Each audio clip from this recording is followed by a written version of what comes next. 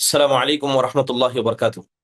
الحمد للہ رب العالمین، والصلاة والسلام على سید الانبیاء والمرسلین، نبینا محمد وعلى آلہ وصحبہ اجمعین، اما بعد۔ یقول النبی صلی اللہ علیہ وسلم لتأخذوا مناسککم۔ محترم و معزز حاضرین و حاضرات، الحمد للہ اللہ کے فضل و کرم سے حج کی تربیتی کورس کے اندر ہم شامل ہیں، اور بہت ساری بنیادی باتیں ما قبل درس کے اندر آ چکی ہیں۔ انشاءاللہ تعالی 8 ذی الحجہ اور 9 ذی الحجہ، 8 ذی الحجہ جسے ہم یوم الترویہ کہتے ہیں، 9 ذی الحجہ جسے یوم عرفہ کہتے ہیں، انشاءاللہ تعالی ان 2 دنوں کے حوالے سے بنیادی طور پر کچھ باتوں کا اشارہ آپ کے سامنے کیا جائے گا۔ بات اگر یوم الترویہ کی کہیں، یوم الترویہ حقیقت میں یہ 8 ذی الحجہ کا دن ہے، اور یوم الترویہ کو یوم الترویہ اس لیے کہا جاتا ہے کہ نبی صلی اللہ علیہ وسلم کے زمانے میں لوگ مکہ سے پانی اور کھانے کا سامان اٹھا کر عرفہ لے جاتے تھے، اور لوگوں کو سیراب کرتے تھے، اور لوگوں کی ضرورتوں کو پورا کرتے تھے۔ لہذا جب انسان کسی کو سیراب کرے تو اس کی ضرورت کو پورا کرے تو اسی کو الترویہ کہا جاتا ہے۔ تو اس اعتبار سے 8 ذی الحجہ کو یوم الترویہ کہا جاتا ہے۔ بعض لوگوں نے اس کو یوم النقلہ کہ منتقل ہونا، مکہ سے مینا منتقل ہونا، اس کو یوم النقلہ بھی کہا ہے۔ محترم حاضرین، ایک آدمی جس نے حج کا ارادہ کیا ہے اور وہ مکۃ المکرمہ تشریف لا چکا ہے، اب حج کی جو شروعات ہے وہ 8 ذی الحجہ سے شروع ہوتی ہے۔ کل ملا کر حج 8 ذی الحجہ، 9، 10، 11، 12 اور 13، ان 5 اور 6 دنوں کے اندر مکمل حج ہو جاتا ہے۔ بات اگر یوم الترویہ کی کریں، 8 ذی الحجہ کی کریں، تو آپ یوں سمجھ لیجئے کہ جو آدمی حج تمتع کر رہا تھا، یعنی اس نے عمرہ کیا تھا اور احرام کا کپڑا اتار دیا تھا، اور وہ آدمی جانور ساتھ ملایا تھا، تو اس کے لیے مستحب ہے، کیا مستحب ہے؟ کہ وہ 8 ذی الحجہ کو احرام دوبارہ باندھ لے۔ اور کس کے لیے احرام باندھے؟ حج کی نیت سے احرام باندھے، جس طرح کہ وہ میقات سے احرام باندھتا ہے۔ میقات میں انسان کیا کرتا ہے؟ جیسے کہ اس سے پہلے بتایا گیا کہ جو احرام ہے اس کی کچھ سنتیں ہیں، لہذا انسان ان سنتوں کو ادا کرنے کی کوشش کرے۔ اب بات کریں کہ وہ کیا کیا کاموں کو انجام دے گا، تو سب سے پہلے طور پر، بنیادی طور پر، وہ غسل کرے گا، خوشبو لگائے گا، اور احرام کا کپڑا وغیرہ پہنے گا۔ تو میقات پر جو وہ کرتا تھا مکہ کے اندر، اگر وہ آدمی حج تمتع کر رہا تھا، اس نے عمرہ کر کے احرام کا لباس اتار دیا تھا، اب وہ ایک نیا احرام پہنے گا، اور وہ احرام حج کے لیے ہوگا۔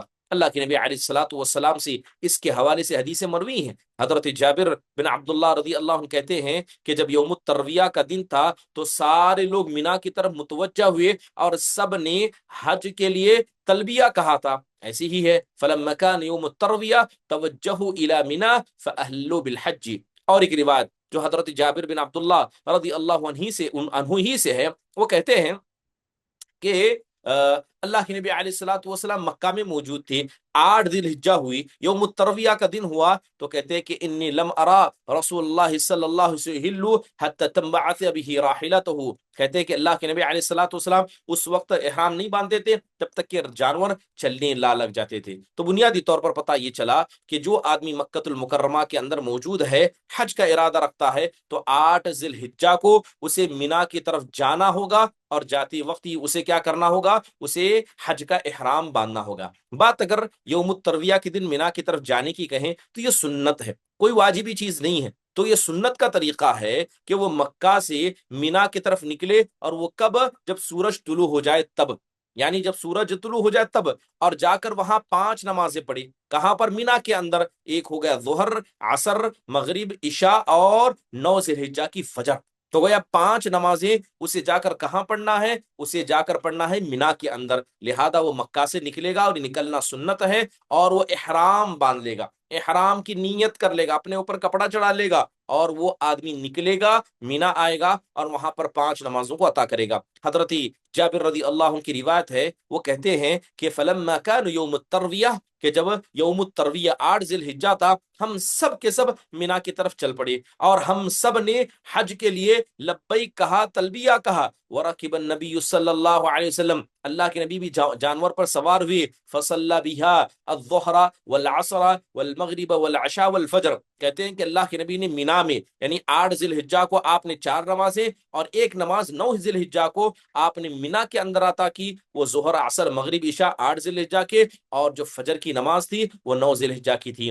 پھر فرماتے ہیں کہ ثم مکث قلیلا حتى طلعت الشمس وامر بقبة من شعر تضرب له بنمیرہ، کہتے ہیں کہ اللہ کے نبی علیہ الصلوۃ والسلام نے 9 ذی الحجہ کے دن یعنی عرفہ کے دن آپ مینا میں موجود تھے، آپ نے وہاں فجر کی نماز ادا کی، انتظار کیا یہاں تک کہ سورج طلوع ہو گیا، تو آپ نے حکم دیا کہ عرفہ کے باہر جو نمیرہ جگہ ہے وہاں پر آپ کے لیے ایک خیمہ لگایا جائے۔ محترم حاضرین، لہذا آپ دیکھیں کہ 8 ذی الحجہ کو مکہ کو چھوڑ کر مدینہ آنا، مکہ کو چھوڑ کر مینا کے میدان میں آنا، یہ جناب محمد الرسول اللہ صلی اللہ علیہ وسلم کی سنت ہے۔ اب سوال یہ ہے کہ اب وہ مینا میں آئے گا تو نمازوں کو کس طرح پڑھے گا؟ اب یہاں پر یہ بات سمجھنے کی ہے کہ اللہ کے نبی نے کیسے کیا تھا۔ تو سنت یہ ہے کہ جب 8 ذی الحجہ کو وہ 4 نمازیں ظہر عصر مغرب عشاء جو وہ مینا کے اندر پڑھے گا، تو وہ کیا کرے گا؟ نمازوں کو قصر کرے گا لیکن نمازوں کو جمع نہیں کرے گا۔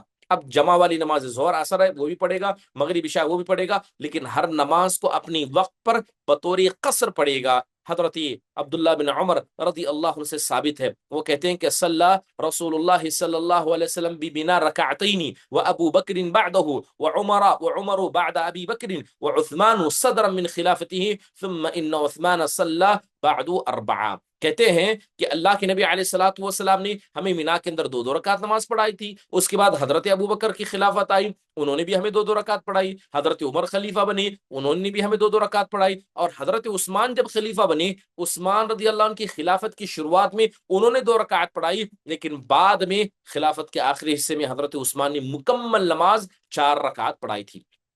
اب یہاں پر ایک سوال ہے کہ اگر اہل مکہ وہ حج کرنے کے لیے آ جائیں تو اہل مکہ جو مکہ کے باشندے ہیں، اب وہ کیا وہ بھی ان مسافروں کی طرح قصر کریں گے جو مسافر لمبا سفر کر کے مینا کے میدان میں 8 ضلع کے اندر موجود ہیں؟ یہاں پر علماء اکرام کی 2 رائے۔ پہلی رائے یہ ہے کہ اہل مکہ بھی قصر کریں گے، اور یہ فتویٰ ابن باز رحمہ اللہ کا، علامہ ابن تیمیہ رحمہ اللہ کا ہے۔ وہ کہتے ہیں کہ اللہ کے نبی علیہ الصلوۃ والسلام کی سنت یہ تھی کہ آپ نے قصر کیا، حضرت ابو بکر نے قصر کیا، حضرت عمر، حضرت عثمان رضی اللہ عنہم اجمعین، ان سب نے قصر کیا، تو ہمیں بھی قصر کرنا چاہیے، چاہے مکہ کا ہو کہیں کا بھی ہو۔ دوسری رائے یہ ہے، دوسری رائے یہ کہتے ہیں کہ نہیں، جو مکہ والے ہیں حقیقت میں ان کو قصر کرنے کی ضرورت نہیں ہے، قصر وہ آدمی کرے گا جو سفر سے آیا ہے، جو باہر سے آیا ہے۔ لہذا آپ دیکھیں کہ حضرت عثمان بن عفان شروعاتی دور میں انہوں نے قصر کیا، لیکن آخری وقت میں انہوں نے قصر نہیں کیا، اور ان کا ماننا اہل مکہ کی طرح تھا۔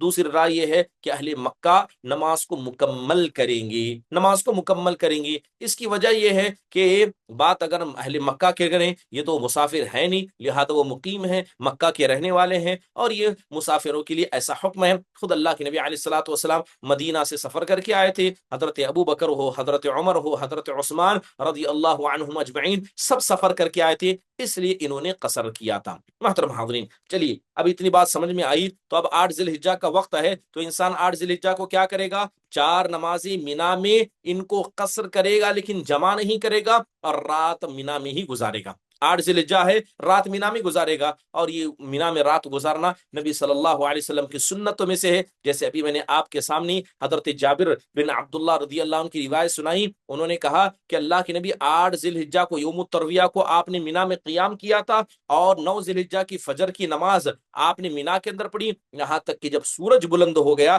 تب آپ علیہ الصلوۃ والسلام مینا سے نکلے تھے، اور آپ نے حکم دیا کہ عرفہ کی قریب جو نمیرہ جگہ ہے وہاں پر آپ علیہ الصلوۃ والسلام کے لیے پال کا قبہ بنا دیا جائے، یعنی ٹینٹ لگا دیا جائے۔ محترم حاضرین، تو لہذا یوم الترویہ کے اندر جو آدمی حج تمتع کر رہا ہے وہ احرام باندھے گا، اور وہ مکہ سے نکل کر مینا آئے گا، اور آنے کے بعد مینا کے اندر 4 نمازوں کو اور 9 ذی الحجہ کی ایک نماز فجر کی نماز کو وہ یہیں ادا کرے گا، رات میں قیام بھی کرے گا۔ چلیے یہ تو بات ہوئی 8 ذی الحجہ کی.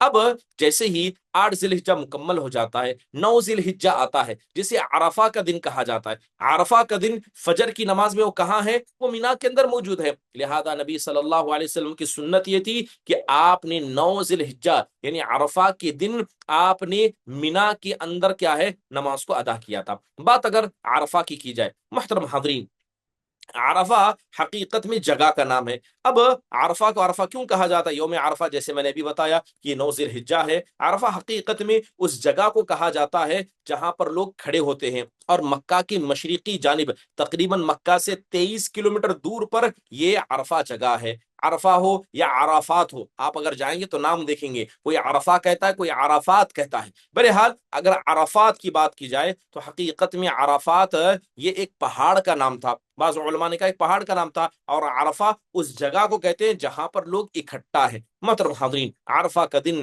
حج کے دنوں میں افضل دن مانا جاتا ہے. آپ دیکھیں کہ عرفہ کے دن کی کتنی فضیلتیں شریعت اسلامیہ کے اندر موجود ہیں. لہذا انسان کو کیا کرنا چاہیے؟ اس دن کی اہمیت کو سمجھنا چاہیے. حضرت عائشہ رضی اللہ عنہ کہتی ہیں اللہ کے نبی علیہ الصلوۃ والسلام نے کہا ما من یوم اکثر من ان یعتق اللہ فیہ عبدا من النار من یوم عرفہ. اللہ کے نبی علیہ الصلوۃ والسلام نے کہا کہ اللہ تعالیٰ سب سے زیادہ جس دن لوگوں کی گردنوں کو جہنم سے آزاد کرتا ہے وہ عرفہ کا دن ہے. وَإِنَّهُ لَيَدْنُو، اللہ تعالیٰ قریب ہوتا ہے، اللہ اپنی رحمت سے قریب ہوتا ہے. ثُمَّ يُبَاهِي بِهِمُ الْمَلَائِكَةُ، اور اللہ تبارک و تعالیٰ فخر کرتا ہے ان بندوں پر جو عرفہ کے دن اللہ تبارک و تعالیٰ کے سامنے موجود ہیں، سب ننگے سر ایک طرح کا کپڑا پہن کر موجود ہیں. اللہ تعالیٰ فرشتوں سے کہتا ہے ما اراد هؤلاء، اے جبرائیل یہ تو بتاؤ یہ میرے بندے مجھ سے چاہتے کیا ہیں؟ لہذا فرشتے اس کے بعد گفتگو کرتے ہوئے کہتے ہیں اے اللہ تیری رحمت چاہتے ہیں، اے اللہ تجھ سے تیری جنت چاہتے ہیں، اے اللہ تیرے غصے سے تیرے جہنم سے بچنا چاہتے ہیں. تو اللہ تعالیٰ کہتا ہے کہ تم یاد رکھنا کہ میں نے ان کو دے دیا. سبحان اللہ، یہ عرفہ کا دن یہ معمولی دنوں میں سے نہیں ہے. حضرت عمر بن خطاب کی ایک روایت ہے کہ ایک یہودی آدمی ان کے پاس آیا اور کہنے لگا اے امیر المؤمنین، آپ کی قرآن میں ایک ایسی آیت ہے، خدا کی قسم اگر وہ آیت ہم یہودیوں پر اتری ہوتی تو اس دن کو ہم عید کا دن منا لیتے. اور وہ آیت کیا ہے؟ کہا اليوم اکملت لکم دینکم واتممت علیکم نعمتی ورضیت لکم الاسلام دینا، کہ آج کے دن میں نے تمہارے دین کو مکمل کر دیا، اپنی نعمت کو تم پر اتمام کر دیا، اور اسلام کو بطور دین میں تم سے راضی ہوا. حضرت عمر کہتے ہیں کہ قد عرفنا ذلک اليوم، کہ تم اس دن کی بات کرتے ہو، مجھے پتا ہے کہ وہ دن کون تھا. اور اللہ کے نبی علیہ الصلوۃ والسلام اس وقت کہاں تھے؟ آپ عرفہ کے میدان میں تھے، اور وہ جمعہ کا دن تھا، اور آپ اپنے جانور پر سوار تھے. اس وقت یہ آیت کریمہ نازل ہوئی تھی. حضرت قتادہ رضی اللہ عنہ کہتے ہیں کہ اللہ کے رسول نے کہا سیام یوم عرفہ احتسب علی اللہ ان یکفر السنۃ التي قبلہ والسنۃ التي بعدہ. اللہ کے نبی علیہ الصلوۃ والسلام نے کہا کہ جو آدمی حج پر نہیں ہے، جو اپنے گھر میں ہے، لہذا عرفہ کے دن کا روزہ رکھنا، 9 ذی الحجہ کا روزہ رکھنا، مجھے اللہ سے امید ہے کہ 1 سال ما قبل کے اور 1 سال آنے والے بعد کے اللہ 2 سال کے تمام صغیرہ گناہوں کو معاف کر دے گا اس دن کے صرف ایک روزے کی وجہ سے.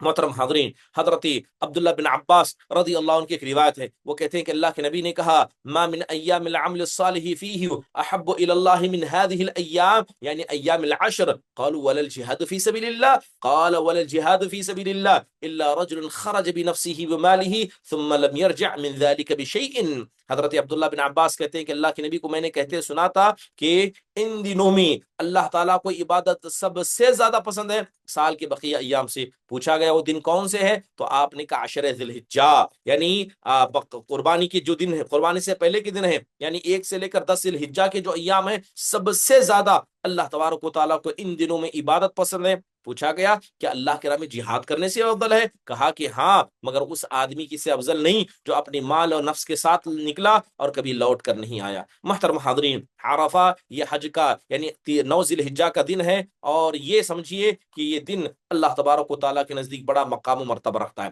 بات اگر عرفہ کے دن میدان میں کھڑنے کی جائے، جی ہاں، عرفہ یہ حج کے ارکان میں سے ایک رکن ہے. عرفہ کے دن میدان میں جا کر کھڑنا یہ حج کے رکن میں سے ایک رکن ہے. جس نے عرفہ کے دن عرفہ کے میدان میں قیام نہیں کیا اس آدمی کا حج نہیں ہوتا۔ جیسے قرآن میں اللہ نے کہا فَإِذَا أَفَضْتُم مِّنْ عَرَفَاتٍ فَاذْكُرُوا اللَّهَ عِندَ الْمَشْعَرِ الْحَرَامِ، کہ جیسے ہی تم عرفات سے نیچے اترو تو جاؤ مشعر حرام کے پاس اللہ تعالیٰ کا تذکرہ کرو۔ تو آپ دیکھیں کہ اللہ تبارک و تعالیٰ نے عرفہ سے اترنے کے بعد کا ذکر کیا تو کہا، علماء نے کہا کہ عرفہ میں رکنا واجب و ضروری ہے۔ خود جناب محمد الرسول اللہ صلی اللہ علیہ وسلم کی حدیث ہمیں کیا بتاتی ہے؟ حضرت عبد الرحمن بن یعمر رضی اللہ عنہ کہتے ہیں کہ اللہ کے نبی کو میں نے کہتے سنا، آپ نے کہا الحج عرفہ، کہ حج کیا ہے؟ یہ عرفہ ہے۔ عروہ بن مطرس الطائی رضی اللہ عنہ کہتے ہیں کہ میں اللہ کے نبی علیہ الصلوۃ والسلام کے پاس آیا، ٹھیک ہے، اتیت رسول اللہ بالمزدلفہ حین خرج الی الصلاۃ، میں مزدلفہ میں اللہ کے نبی کے پاس آیا جب آپ نماز کے لیے نکلتے رہے تھے، تو میں نے کہا اے اللہ کے رسول جئت من جبل طی،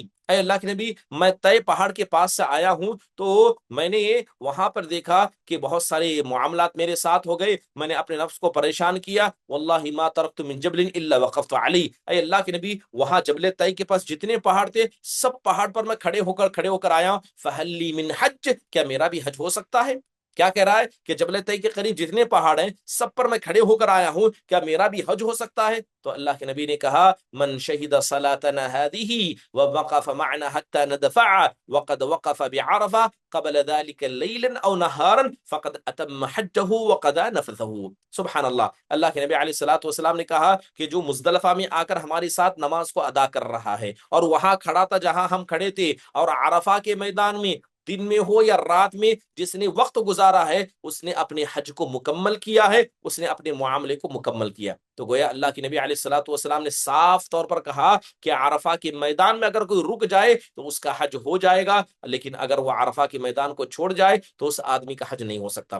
علماء اکرام نے عرفہ کے میدان میں رکنے کی کچھ کنڈیشن بیان کی، کچھ شروط کا ذکر کیا، لہذا ان شروط کا پورا کرنا ضروری ہے۔ سب سے پہلی چیز یہ ہے کہ عرفہ کی جو جگہ ہے، اب جو لوگ حج پر جا رہے ہیں وہ آپ دیکھیں گے کہ جگہ جگہ حدود کا ذکر کیا گیا کہ یہاں سے عرفہ شروع ہوتا ہے، آپ عرفہ کے میدان میں ہیں، دائیں جانب ہے بائیں جانب ہے، آپ عرفہ کے باہر ہیں، تو لہذا انسان کو اس بات کی تاکید کر لینی ہوگی کہ اس نے کم سے کم ایک لمحہ ہی کیوں نہ ہو عرفہ کے میدان میں گزارا ہو۔ لہذا عرفہ کے میدان میں رکنا یہ کیا ہے؟ حج کے ارکان میں سے ارکان ہے۔ آپ کہیں بھی رکیے، عرفہ جتنا بڑا میدان ہے جہاں پہاڑ بھی موجود ہے، کہیں بھی آپ رکیے، لیکن اس میدان میں رکنا یہ حج کے ارکان میں سے ایک ہے۔ اللہ کے نبی علیہ الصلوۃ والسلام نے کہا تھا وقفت ها هنا وعرفہ كلها موقف، اللہ کے نبی نے کہا کہ عرفہ کی کسی جگہ بھی رکو، جتنی لمبی جگہ کہیں بھی آپ رک جاؤ، نماز آپ کا کیا ہے؟ حج ہو جائے گا۔ اور اللہ کے نبی نے کہا لتأخذوا مناسککم،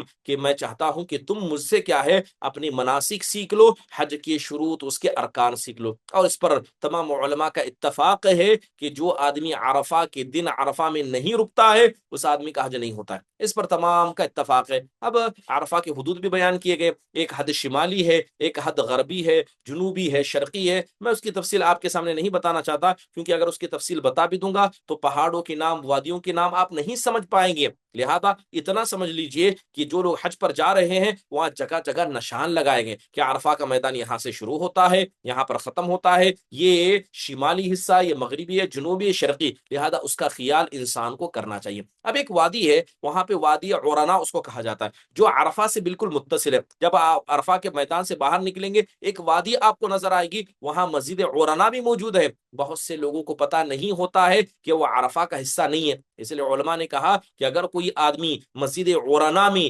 قیام کرتا ہے اور وہیں سے نکل جاتا ہے اس آدمی کا حج نہیں ہوگا۔ لہذا یہ جو مسجد عورانا ہے یہ عرفات سے باہر موجود ہے۔ اس کے علاوہ کئی ساری وادیاں جو عرفہ کے اندر آتی ہیں، کئی ساری وادیاں عرفہ کے باہر آتی ہیں، اس کی تفصیل کی ضرورت نہیں ہے، بس آپ اتنا سمجھ لیجئے کہ وہاں جو بڑے بڑے بورڈ عرفہ کے نشان کے لگائے گئے ہیں اس کا مکمل خیال کرنا ضروری ہے، کیونکہ حج یہ عرفہ ہے، جس نے عرفہ کو برباد کر دیا، ضائع کر دیا یا وہاں پر نہیں کھڑا ہو سکا اس آدمی کا حج نہیں ہوگا۔ محترم حاضرین، ایک بڑا سوال کہ مسجد نمیرہ ایک بڑی مسجد ہے جو عرفہ کے میدان میں بنائی گئی، کیا یہ عرفہ کے میدان کے اندر آتی ہے باہر آتی ہے؟ آپ اگر بنیادی طور پر مسجد نمیرہ کو دیکھیں گے تو شروع کا بس تھوڑا حصہ، بالکل تھوڑا حصہ یہ عرفہ کے میدان کے اندر ہے، ورنہ پوری اکثر بڑی مسجد وہ عرفہ کے باہر ہے۔ وہ عرفہ کے باہر ہے. لہذا اگر کوئی آدمی مسجد نمیرہ میں جا کر رکتا ہے اور پورا وقت وہیں گزارتا ہے، عرفہ کے میدان میں نہیں آتا ہے، تو اس آدمی کا حج نہیں ہوگا.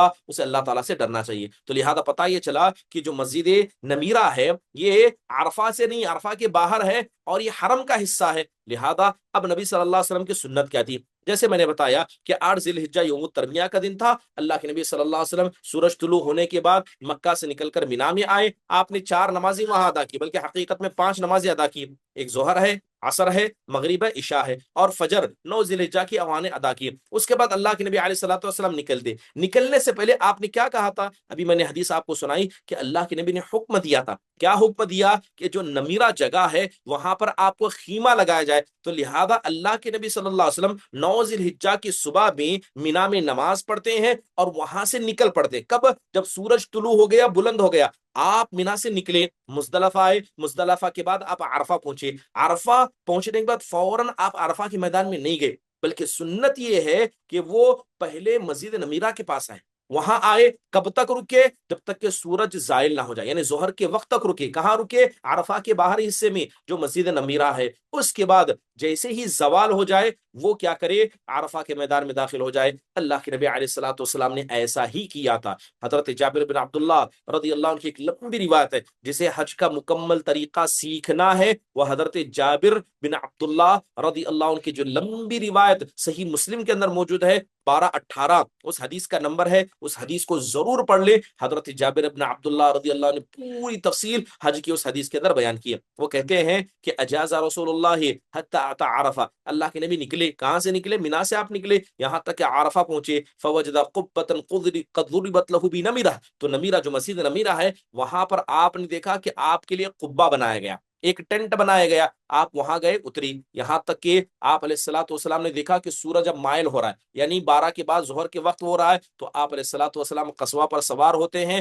اور بطنی وادی میں آتے ہیں اور وہاں آ کر آپ علیہ الصلوۃ والسلام خطبہ دیتے ہیں. تو پتہ یہ چلا کہ انسان جیسے ہی مینا سے نکلے سنت یہ ہے کہ وہ فوراً عرفہ کے میدان میں داخل نہ ہو، بلکہ وہ مسجد نمیرہ جائے جہاں مسجد ہے، وہاں جا کر قیام کرے. جب سورج ڈھل جائے تب جا کر وہ عرفہ کے میدان میں داخل ہو جائے. وہاں پر ظہر اور عصر کو جمع کر کے پڑھا جاتا ہے، ظہر اور عصر کو جمع کر کے پڑھا جاتا ہے. اور اللہ کے نبی نے وہاں خطبہ دیا تھا. تو جو سعودی عرب مفتی مملکہ ہیں وہ بھی وہاں پر خطبہ دیتے ہیں نبی صلی اللہ علیہ وسلم کے سنت کے مطابق. محترم حاضرین، اکثر لوگ خاص کر جب بھیڑ زیادہ بڑھ جاتی ہے وہ عرفہ کے میدان کے تعلق سے شک و شبہ میں آتے ہیں. مان لیجئے کہ کوئی آدمی عرفہ کے میدان میں رکا ہے لیکن اسے نہیں معلوم تھا کہ وہ عرفہ ہے، یعنی وہ عرفہ سمجھ کر رکا تو ہے لیکن اسے نہیں معلوم تھا کہ یہ عرفہ ہے، یعنی اسے لگ رہا ہے کہ شک میں ہے کہ وہ عرفہ میں ہے کہ نہیں ہے. لہذا اگر کوئی آدمی ایک لمحے کے لیے بھی عرفہ کے میدان میں رک جائے اس کا رکنا صحیح ہو جائے گا. ایک بنیادی بات آپ دیکھیے کہ جو بھی رات ہے، مثال کے طور پر ہندوستان کے اندر بھی مغرب کا وقت ہے، یہ رات آنے والے دن کے تابع ہے، یہ رات کے آنے والے دن کے تابع ہے. لہذا جو بھی رات آئے گی یہ کل کے دن کے تابع ہوگی. لیکن عرفہ کا مسئلہ ایسا ہے کہ عرفہ کی رات یہ گزرے ہوئے دن کے تابع ہوگی، یعنی جیسے ہی مغرب کا وقت ہو جائے گا وہ رات 10 ذی الحجہ کے تابع نہیں ہوگی بلکہ وہ عرفہ کے دن کے تابع ہوگی. اس کا مطلب یہ ہوا کہ عرفہ کے میدان میں آپ حقیقت میں ظہر کے بعد آئیں گے، نہیں آ سکتے، آپ عصر میں بھی آ سکتے ہیں، نہیں آ پائے مغربی میں آ سکتے ہیں، عشاء میں بھی آ سکتے ہیں، لیکن فجر سے پہلے تک بھی آپ عرفہ کے میدان میں ایک لمحے کے لیے رکیں اور وہاں سے لوٹ کر مزدلفہ آ جائیں، انسان کا حج ہو جائے گا. تو گویا پتہ یہ چلا کہ عرفہ 9 ذی الحجہ کے بعد جو مغرب ہوگی اور مغرب سے لے کے فجر تک کا وقت ہوگا وہ 10 تاریخ کے تابع نہیں ہوگا بلکہ گزرے ہوئے دن 9 تاریخ کے تابع ہوگا. اس لیے اللہ کے نبی نے کہا وقد وقف بعرفہ قبل ذلك لیلا او نہارا،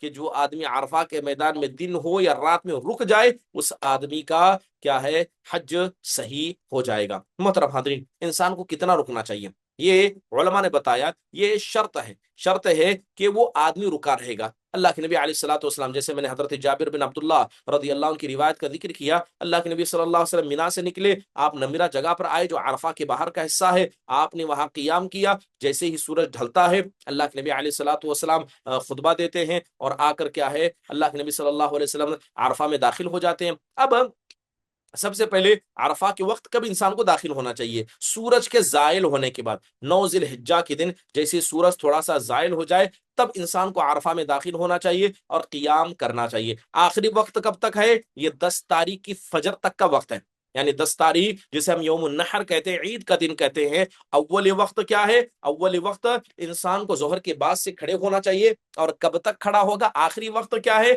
یہ 10 ذی الحجہ کے فجر سے پہلے تک کا وقت ہے۔ لہذا اتنے وقت میں اگر وہ ایک لمحے کے لیے بھی رک جاتا ہے تو اس آدمی کا حج ہو جائے گا۔ محترم حاضرین، چاہے وہ بیٹھا ہو، کھڑا ہو، آئے، لیٹے، سو جائے، بس وہ عرفہ کے میدان میں پہنچ جائے اور وہاں ایک لمحہ بھی گزار دے، سمجھ لیجئے اس آدمی کا حج ہو جائے گا۔ محترم حاضرین، یہ بات سمجھنی ہوگی کہ عرفہ کا میدان، مثال کے طور پر اگر کوئی آدمی یوں سمجھے کہ اب رہا مسئلہ، یہ لوگ سوال کرتے ہیں کہ اگر کوئی آدمی جیسے حج ٹور اینڈ ٹریولز والے کیا کرتے ہیں کہ جیسے ہی عرفہ کا دن ہوتا ہے بعض لوگوں کو رات میں عرفہ لے آتے ہیں، یعنی 8 ذی الحجہ کے دن ظہر، عصر، مغرب، عشاء انہیں مینا میں پڑھنی چاہیے، لیکن لوگوں کی بھیڑ کی وجہ سے بہت سارے ٹور اور ٹریولز والے کیا کرتے ہیں، انہیں 9 تاریخ سے پہلے یعنی 8 تاریخ ہی کو عرفہ میں لا کر چھوڑ دیتے ہیں۔ اب لہذا عرفہ کے وقت مغرب و عشاء وہاں کرتے ہیں اور فجر کی نماز بھی پڑھتے ہیں، حالانکہ میں نے جیسے کہا کہ یہ سنت کا طریقہ ہے کہ انہیں مینا میں کرنا چاہیے، لیکن بھیڑ کی وجہ سے اگر وہ عرفہ میں پڑھتے ہیں تو کوئی حرج کی بات نہیں۔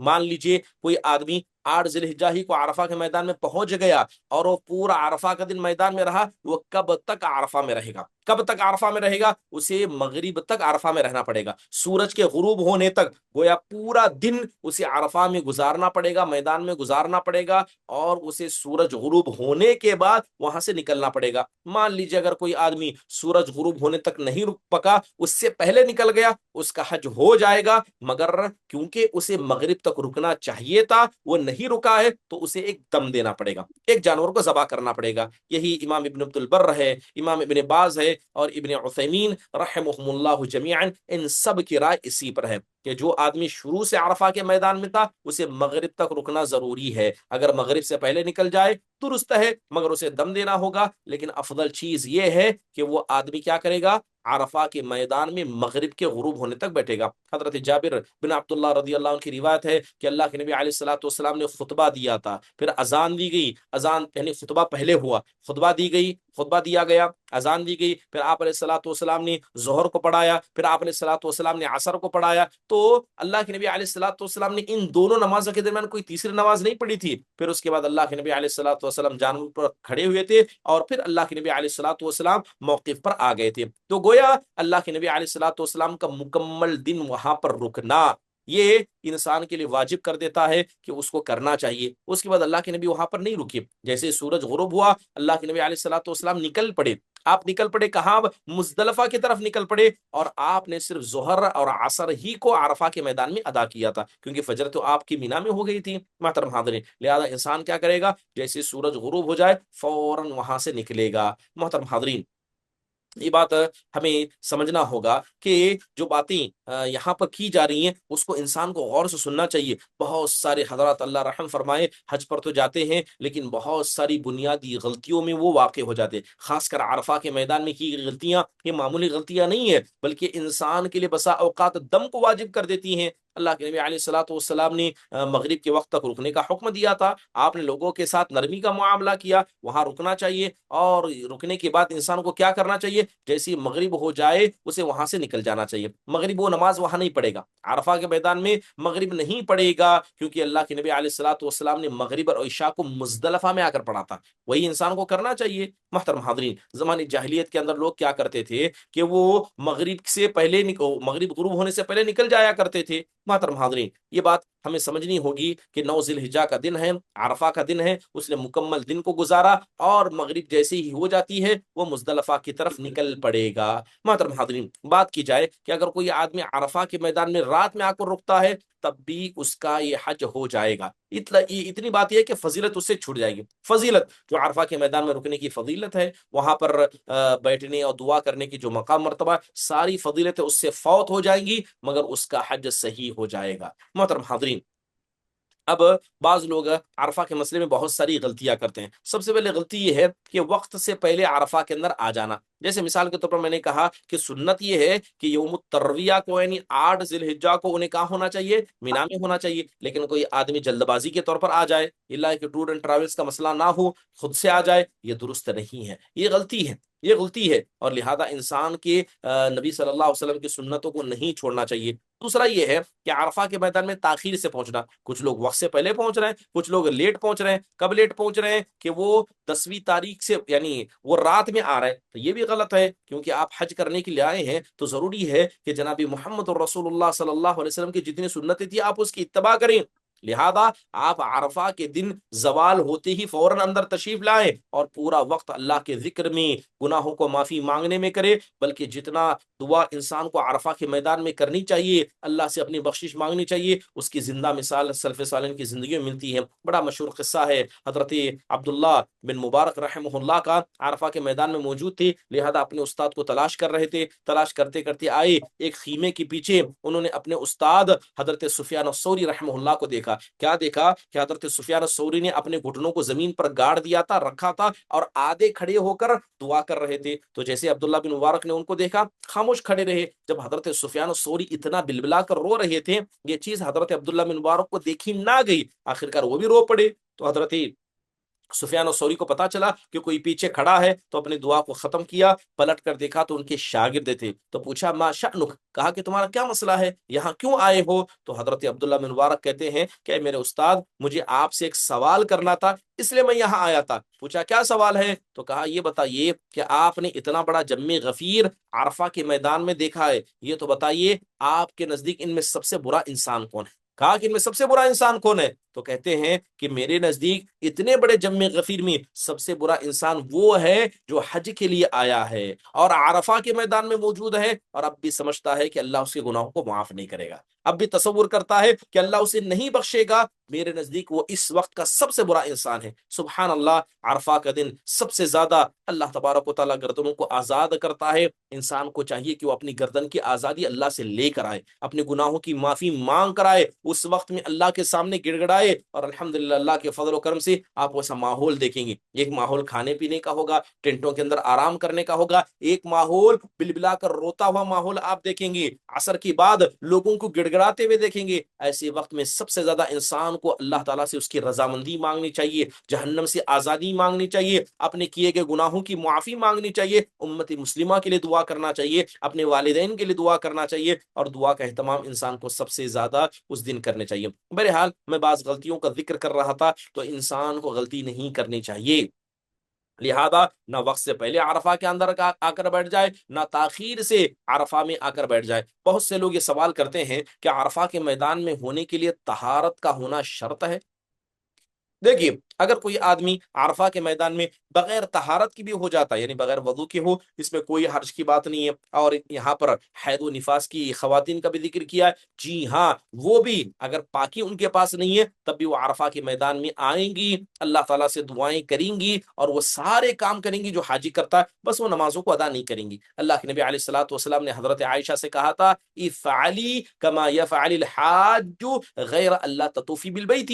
اللہ کے نبی نے کہا، اے عائشہ، وہ سارے کام کرنا جو حاجی کرتے ہیں، بس اللہ کے گھر کا طواف نہ کرنا، انہیں طواف نہ کرنا، باقی تم سب کرنا۔ لہذا عرفہ کے اندر طہارت کے بغیر، یعنی بغیر غسل کے کھڑے ہونا درست ہے۔ اگر کوئی خاتون حائضہ ہے یا نفاس کی حالت میں ہے تو وہ عرفہ کے میدان میں کھڑے ہوگی اور وہی کام کرے گی جو حاجی کو اس وقت کرتی دیکھے گی۔ محترم حاضرین، اب یہاں پر یہ بات ہمیں سمجھنی ہے کہ عرفہ کے میدان میں انسان جب کھڑا ہوتا ہے تو بہت سارے لوگ جا کر وہاں پر سو جاتے ہیں۔ بہت سے لوگوں کو یہ کہتے ہوئے سنا گیا کہ اگر کوئی آدمی عرفہ کے میدان میں جا کر سو گیا، اس کا حج برباد ہو گیا۔ سبحان اللہ، ایسی کوئی شریعت کی دلیل موجود نہیں ہے۔ اگر کوئی آدمی عرفہ کے میدان میں جا کر سو بھی جاتا ہے، اس کا حج ہو جائے گا، اس کا حج ہو جائے گا، یعنی جو واجب تھا اس نے ادا کیا ہے۔ لہذا یہ کہنا کہ سونے کی وجہ سے، نیند آنے کی وجہ سے حج برباد ہو جاتا ہے، یہ بالکل غلط ہے۔ مان لیجئے ہر عرفہ کے میدان میں پہنچ گیا اور کوئی آدمی بے ہوش ہو گیا، تب بھی اس کا حج ہو جائے گا۔ حج کے لیے عرفہ کے میدان میں کھڑا ہونا ضروری ہے،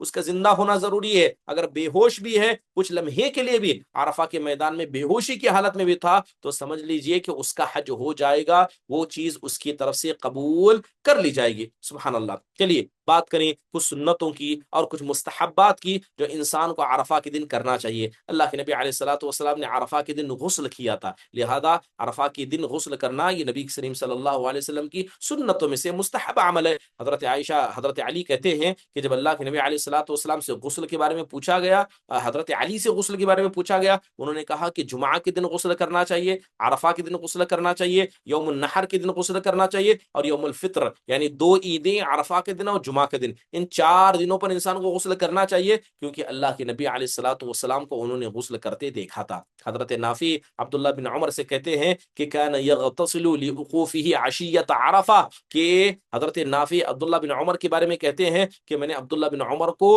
عرفہ کے دن غسل کرتے دیکھا ہے، لہذا انسان غسل کر دے اسی طرح جس طرح جمعہ عید کے لیے کرتا ہے۔ محترم حاضرین، اب یہاں پر یہ بات سمجھیے کہ مینا سے جو عرفہ کی طرف انسان کو نکلنا ہے وہ سورج کے طلوع ہونے کے بعد نکلنا ہے، یہ سنت ہے۔ آپ جیسے ہی سورج طلوع ہو جائے تب 8 ذی الحجہ کے دن نکلے، عرفہ کے لیے نکلے، یہ نبی کریم صلی اللہ علیہ وسلم کی سنت، ایسا ہی کہا ہے۔ اور بات اگر عرفہ کے دن جو خطبہ دیا جاتا ہے اس کی بات کریں، جی ہاں، جو بھی امام ہوگا، وقت کا بڑا ہوگا، وہ عرفہ کے دن خطبہ دے گا، اور یہ کب ہوگا؟ یہ نماز سے پہلے زوال کی بات ہوگا، یعنی نماز سے پہلے خطبہ ہوگا، اس کے بعد ظہر عصر کو پڑھا جائے گا، اور یہ کب ہوگا؟ جب انسان دیکھ لے کہ سورج زائل ہو گیا ہے اور سورج یعنی ظہر کی نماز کا وقت ہو گیا ہے، جیسے کہ حضرت جابر بن عبداللہ رضی اللہ عنہ کی روایت کو میں نے سنا، میں نے آپ کے سامنے بیان کیا۔ بعض لوگوں کے درمیان اختلاف ہے کہ عرفہ کے دن ایک خطبہ ہے یا 2 خطبے ہیں، اس کے اندر بھی علماء اکرام کے اختلاف ہے، لیکن حضرت ابن عثیمین کی رائے جو راجح ہے وہ کہتے ہیں کہ ایک ہی خطبہ ہے جو عرفہ کے دن دیا جاتا ہے، ایک ہی خطبہ ہے، ایک ہی خطبہ ہے۔ اس کے علاوہ نبی صلی اللہ علیہ وسلم نے 2 نمازوں کو عرفہ کے دن جمع کیا تھا، کسے؟ ظہر اور عصر کو آپ نے جمع کیا تھا، لہذا آپ نے عصر کو مقدم کیا اور ظہر کے ساتھ پڑھا، تو یہ کرنا سنت ہے۔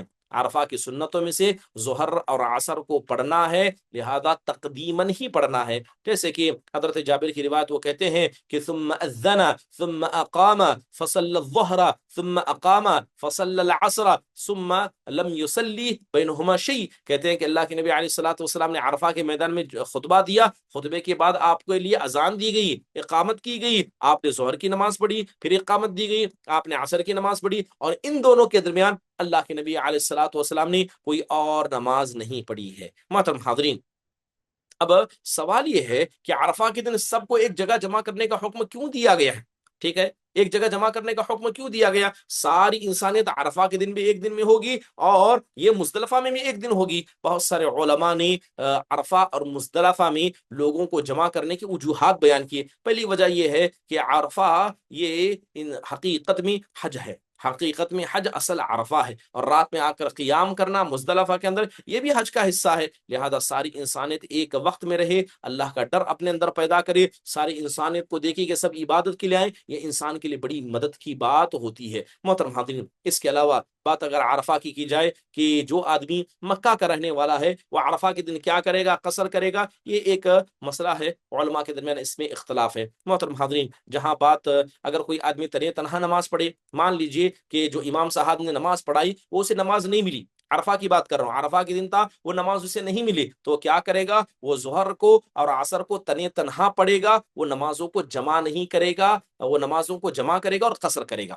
ٹھیک ہے، وہ بھی نمازوں کو جمع کرے گا، قصر کرے گا، لیکن ظہر کو الگ پڑھے گا، عصر کو الگ پڑھے گا۔ یہ نبی کریم صلی اللہ علیہ وسلم اس کی حدیث سے ثابت ہے۔ حضرت نافع ابن عمر کہتے ہیں کہ کان اذا لم يدرك الامام يوم عرفہ جمع بین الظہر والعصر فی منزلہ، کہتے ہیں کہ جس آدمی نے امام کے پیچھے نماز پڑھنے کی کوشش کی مگر امام کو نہیں پایا، تو جہاں ٹینٹ میں ہوگا، جہاں انسان ہوگا، وہ اپنی جگہ پر ظہر اور عصر کو جمع کر کے تنہا نماز پڑھ لے گا۔ حقیقت میں یہی چیز ہے، اللہ کے نبی علیہ الصلوۃ والسلام نے سارے لوگوں کو جمع کیا تاکہ سب لوگ دعا میں اکٹھا ہو جائے، اگر کسی کو چیز نہیں ملتی ہے تو آدمی کیا کرے گا؟ تنہا نماز پڑھے گا۔ محترم حاضرین، اذان اور اقامت کی بات کی جائے، جی ہاں، ایک اذان ہوگی، 2 اقامتیں دی جائیں گی، جیسے عام طور پر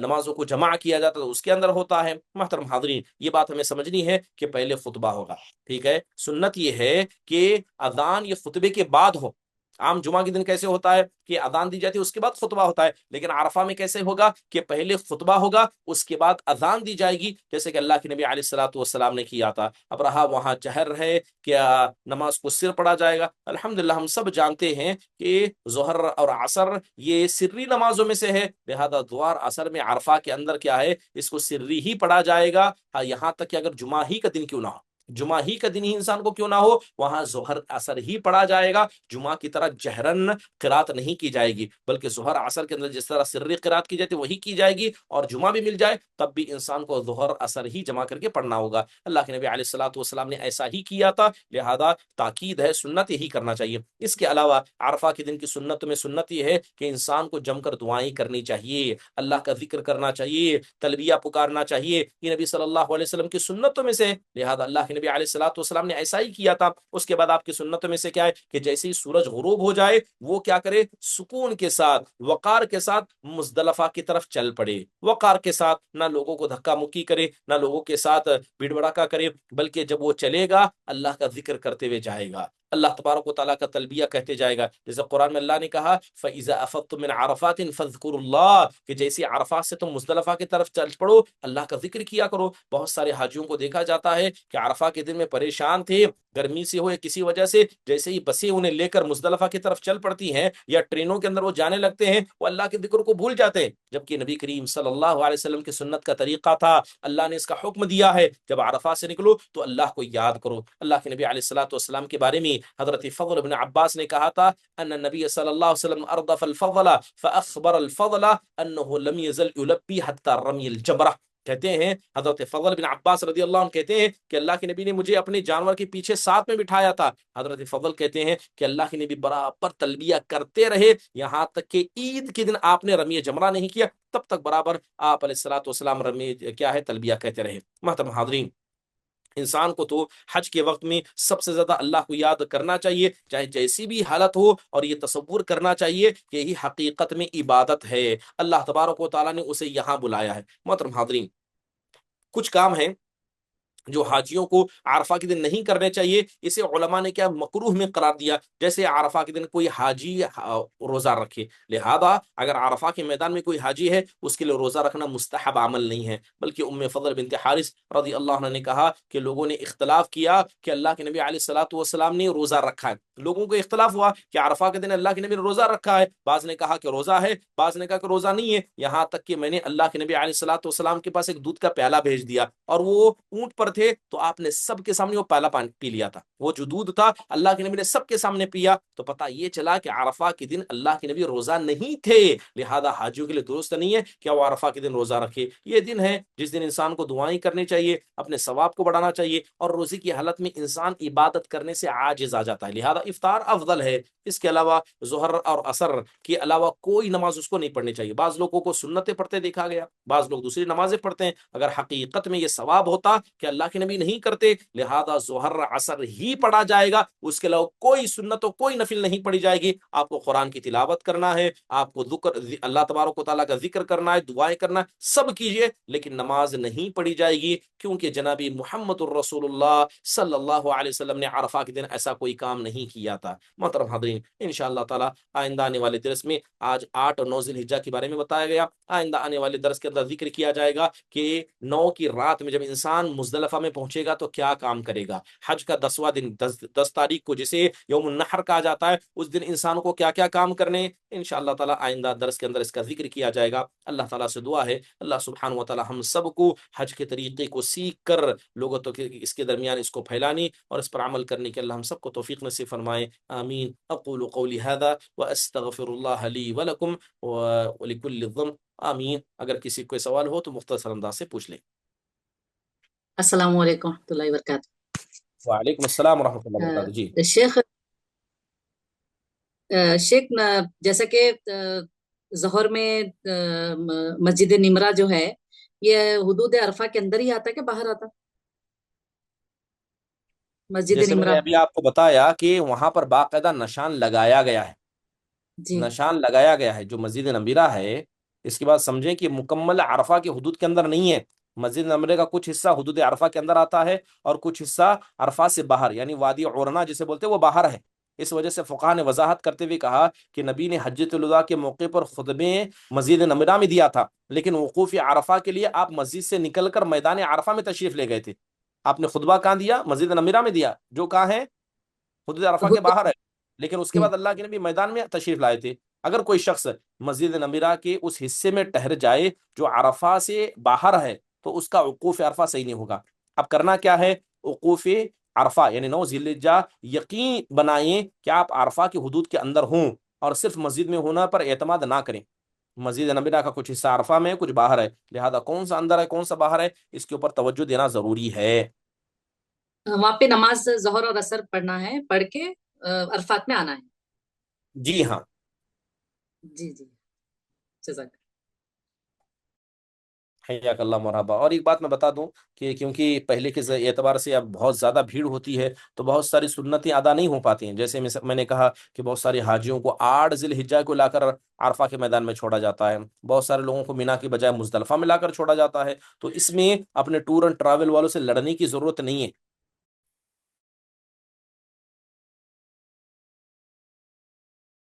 بہت ساری مجبوری کی بنیاد پر یہ کام کیا جاتا ہے.